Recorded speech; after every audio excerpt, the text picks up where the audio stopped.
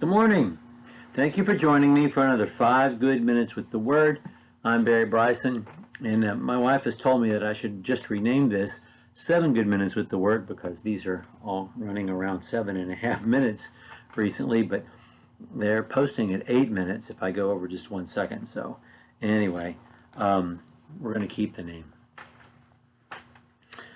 We are studying the life and letters of the Apostle Peter, and we only have 4 verses today from Luke chapter 22, when Jesus is telling Peter that he's going to deny him, which he does in the Synoptic Gospels. And we have that reported in the Synoptic Gospels.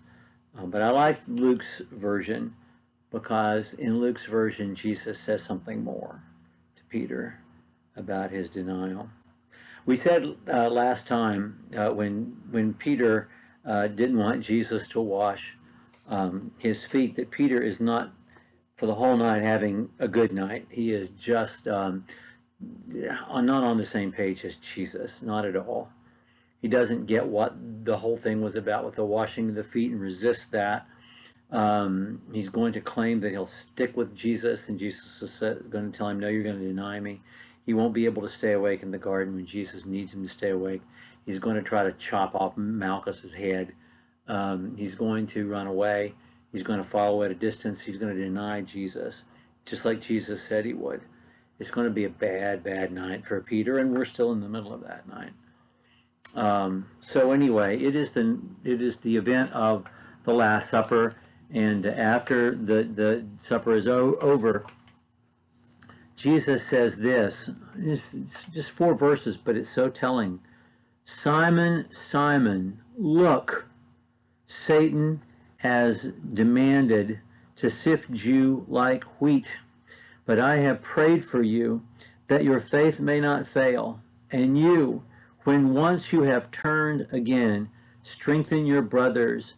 And he said to him, Lord, with you I am ready to go both to prison and to death.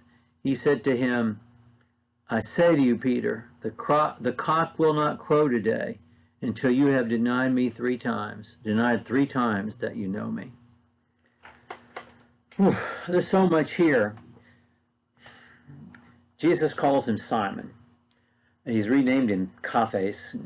Peter is the Greek version of that rock. He's got a nickname, Rock, But his name is Simon. And he starts out by saying Simon, and he says his name twice. Jesus does that sometimes, especially when he's being encouraging, especially in Luke's Gospel, Luke 10. Martha, Martha, you're worried about so many things.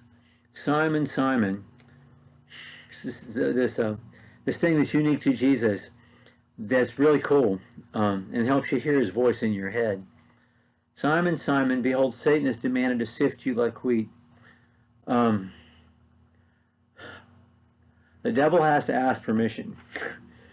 We're told in 1 Corinthians chapter 10, verse 13, that God manages the level of temptation that we are allowed to have and provides an escape.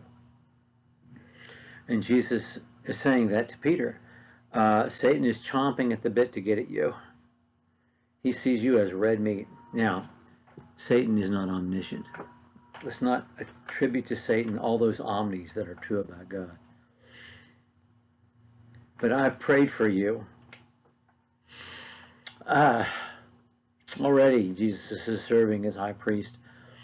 And of all the wonderful things to hear Jesus say to Simon, I've prayed for you. He's prayed for us too. He's prayed for us in John 17. We've looked at that passage before. And he's still our high priest, standing at the throne of God, intervening for us. I prayed for you that your faith may not fail. And then we have that word, when. When you have turned, not if. Satan is going to gut punch you, and he's going to knock you to the ground. But don't give up. When you have failed, and you are going to fail, when you have failed and come back, use that to strengthen your brothers. Peter says, I'm ready to go to jail with you and to die with you. And of course he thinks that, and he feels that, but it isn't true. And Jesus knows it isn't true. And so he just tells him, before the cock crows, you're going to deny 3 times that you know me. It all happens just the way Jesus says. But it's going to be okay, just like Jesus said it would. Well, we're going to go with Peter and with Jesus into the garden tomorrow. Thank you for joining me for another 5 good minutes with the Word.